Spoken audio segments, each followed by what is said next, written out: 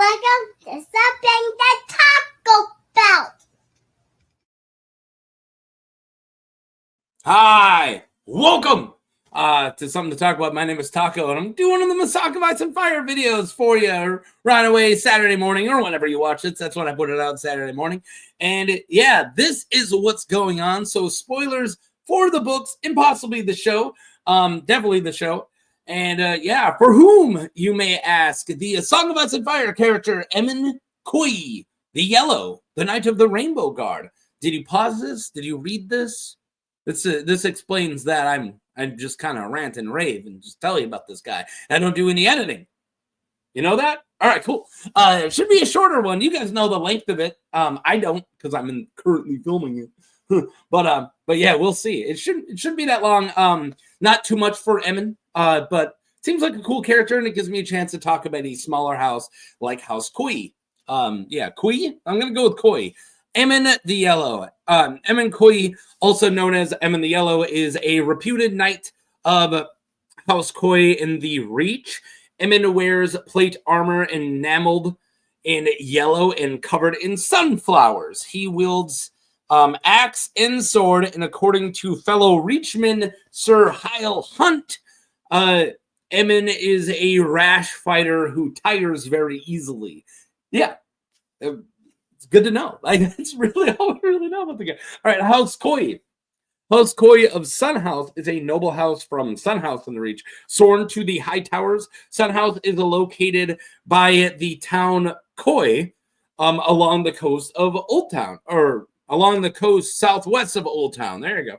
According to semi-canon sources, their sigil is 6 yellow sunflowers on blue. Pretty cool sigil. The Cuys trace their ancestry back to Andal adventurers given land by the wives by the 3 sage kings of House Garner during the coming of the Andals to the Reach. Yeah. When I make shorts, I covered a lot of Reach houses, and whenever there's like 2 types of Reach houses is what I've learned generally, right? There's the kids of Garth the Green Hand, legendary people from the Age of Heroes, right? Who then find houses, right? There's a bunch of those, okay? And then if your house wasn't founded that way, it was founded by Andal adventurers who got lands and wives from the 3 Sage Kings of House Gardner. They're a 3 Sage Kings house. There you guys go. More you know. All right. The Rainbow Guard. Emmon is named to the Rainbow Guard of Renly Baratheon at the start of the War of the 5 Kings. Renly Baratheon declares himself Lord of the 7 Kingdoms after the death of his father, King Robert. To reflect his status, King Renly creates the Rainbow Guard, his own version of the King's Guard. Ser Loris Tyrell, Renly's lover, is the first appointee and the Lord Commander. Except for the Lord Commander, each of the members are given a color of the rainbow. Although they use their own sigils on their shields and on their garb, right? We said that Emmon is still rocking the sunflowers, right? The rainbow is connected by the organization. Oh, yeah. The rainbow connects the organization to the Faith of the Seven, which the rainbow is a religious symbol, right? Each member of the Rainbow Guard wears a different color, with the group of 7 representing the 7-colored rainbow. Unlike the King's Guard, the Rainbow Guard appear to have no restrictions to their members holding hereditary lines. The one of them being a lord, right? So yeah, we don't think that it's quite as hardcore. They never really state it, but one kind of assumes because there is a lord. I want to say Bryce Cairn is a lord, who is member. So maybe they don't have to take the crazy oaths of like holding no land, taking no wives, so on and so forth that the Kingsguard has to do. This seems a little more fast and loose, right? The Rainbow Guard consists of Lord Commander Loris, like I already said, and then Sir Robar Royce is the red. Lord, I was right. Lord Bryce Cairn is the orange. Sir Guyard Morgan is the green. and Ser Parman Crane is the purple, and our boy Emmon Cuy is the yellow. And then the newest member that we actually get to see become a member is Brienne of Tarth, who is the blue, who takes the spot that Renly was saving for Barristan Selmy. You got all that? All right, cool. A shadow. Wow, that happens quick. So I'm skipping kind of over because he's not part of any of this. They're marching towards Storm's End, and then there's a kind of a parlay with Stannis outside Storm's End, who has taken Storm's End, and there's a parlay, and there's a peach and all this stuff, right? And they all agree to fight the next day. And Catelyn Stark is there trying to get Renly to kind of recognize Robb as king of the North and the Riverlands and try to kind of get an alliance going on. So that's why Catelyn's there. And yeah, so that's where we're at here is they've already met at that tourney, which I want to say was at Bitterbridge, and it did all that. Catelyn's been with them since. She was there during the parlay with Stannis, and this is after that parlay when they've already decided that they're going to fight the next morning. So this is in the middle of the night before that next morning. So the night before the host of Renly and his brother Stannis are to fight at Storm's End, Emmon and Parman Crane are on duty guarding Renly's pavilion. Catelyn Stark arrives after praying at the Sept in a small nearby village with Wendell Medderly, a fellow Rainbow Guard, Robar Royce, the Red. Yeah, so Catelyn's like, hey, I need to go pray. I'm going to go to this village. And then Renly sends Robar with her to pray. And then when she comes back, Emmon Cuy is, along with Parman Crane, are watching the door, right? So they pass by Parman Crane and Sir Emmon Cuy of the Rainbow Guard, who stand outside the pavilion. Brienne of Tarth is armoring the king, and then Lords Randall Tarly and Mathos Rowan, which I've done videos for both of them. So if you want to know what this conversation, I'm not going to do this conversation because I'm not really part of it. But if you want to know more about it, go check out my Mathos Rowan video for it. Right? Okay. So yeah, they are speaking of their dispositions and tactics. They're like, we should attack now, and all this stuff, right? During the conversation, as Brienne is kneeling, belting on Renly's longsword and dagger, a breeze seems to fling open the tent flap, and then Catelyn sees a shadow lifting a sword that takes Renly in the throat, so cuts Renly's throat, right? Brienne catches Renly as he stumbles into her, the blood flowing all over her armor, and she screams. Robar and Emmon come rushing in with men-at-arms behind them. They assume Brienne murdered Renly since Brienne is covered in Renly's blood. Emmon screams, "Wicked woman, away from him, you vile creature!" And Robar asks Brienne why. Why would you do that? But before she can answer, Emmon declares, "You'll die for this." And he grabs an axe that was on a pile of weapons near the door and immediately attacks with battle axe as Catelyn is screaming. So it's just chaos, right? By the way, Randall Tarly, I didn't bring it up, but Randall Tarly and Mathos Rowan already left. So after they left, it was just Catelyn and Renly and Brienne when the shadow cuts Renly's head or neck, and then Brienne catches him, gets covered in his blood, caught red Brienne, right? And then Emmon Cuy comes in with Robar Royce. Emmon immediately grabs an axe from the pile and starts attacking. So boom, just hell breaks loose right away, right? So the aftermath. So Brienne is soon in battle with Emmon and the two men-at-arms with him. So yeah, she's fighting three people at once. Using a sword that she stashed from Renly, she catches Emmon's axe with the sword, causing sparks. Emmon trips over Renly's body as Brienne catches the head of the sword and cuts it off, sending it spinning. She then cuts the hand off another man who is holding a torch. He kind of swings with a torch at her, she's like, what are you trying to light everything on fire? Which ends up kind of happening.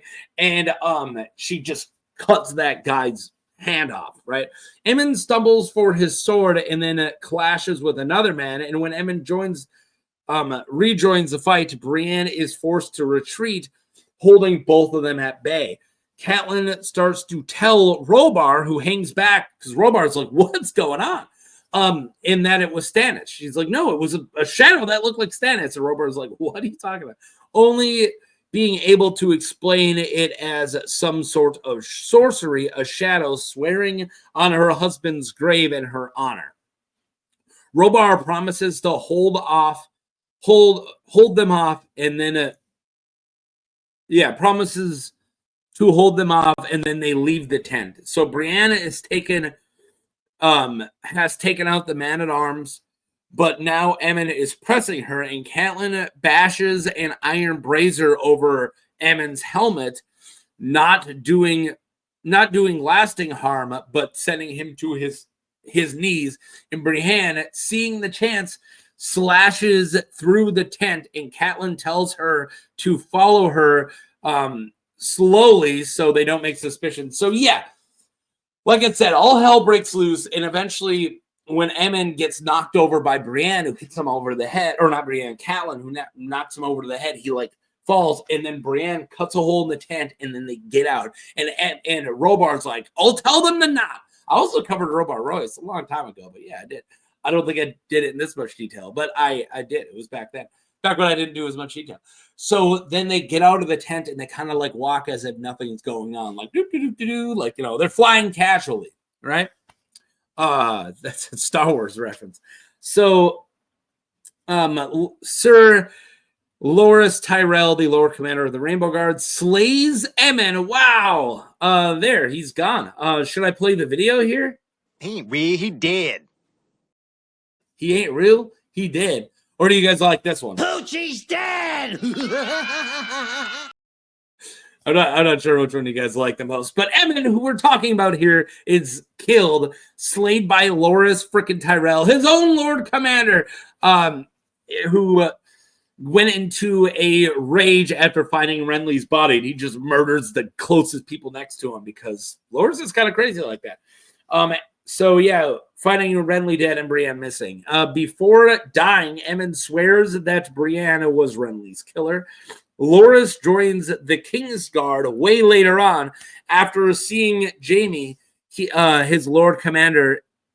After Jaime, not seeing Jaime, after Sir Jaime Lannister, his Lord Commander, insists upon Brienne's innocence, Loras regrets the killing of Emmon and Robar. Yeah, you should. You just murdered two random dudes, and you just got away with it because you're freaking Loras Tyrell. It's kind of crap. It's kind of bull crap. It's a huge injustice, I would say. But yeah, there you guys go. That was Emmon. Let's talk about the Knights of Summer. So it's a very small character, but I do still like him. He seems cool, mostly because I like the Rainbow Guard. Just in general, I think the Rainbow Guard is a cool idea. The summer knights that don't make it very far once the war starts. So that's kind of what the symbolism here is, right? Like right when Catelyn shows up, she says, like, because they're having a tourney, they're playing at war. They should be marching, but they're not. They're stopped and they're having a little tourney and they're playing, right?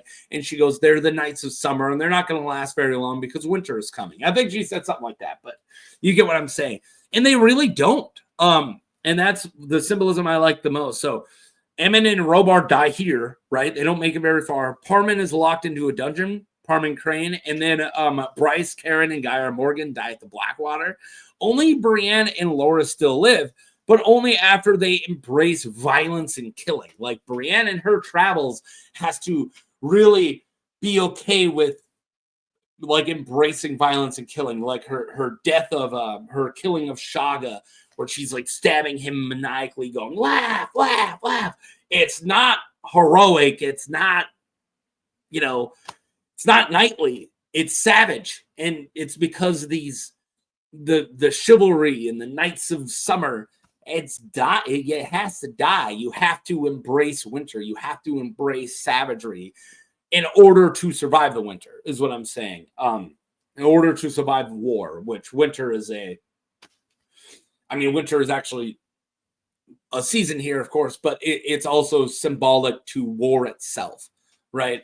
And in order to do that, you have to be more violent. And Loras embraces that pretty quick because he murders his own guys. But yeah, Loras probably doesn't survive either, and I think I say that next. But though Loras might already be in rough shape or dead, right? So maybe I don't lump him into the same as Brienne of the reason why she's going to survive the war or winter is because she's embracing her violent, savage side. Loras kind of is violent and savage, but we don't think he's going to survive either because if you believe what is spoken about his attack on, I want to say it's Dragonstone, he got covered in boiling oil and he's in rough shape. he's pretty close to death. So I kind of like that all being lumped in as the Knights of Summer will not survive the winter.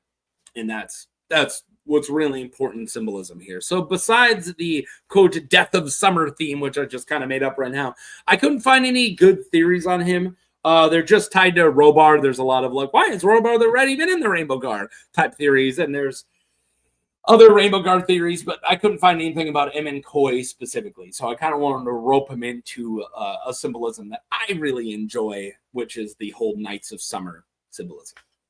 So there you guys go. Ended up being 17 minutes. Not too bad. Hope you guys enjoyed Emmon Cuy. And that's it. Like and subscribe. I should have said that at the beginning of the video. I didn't, though.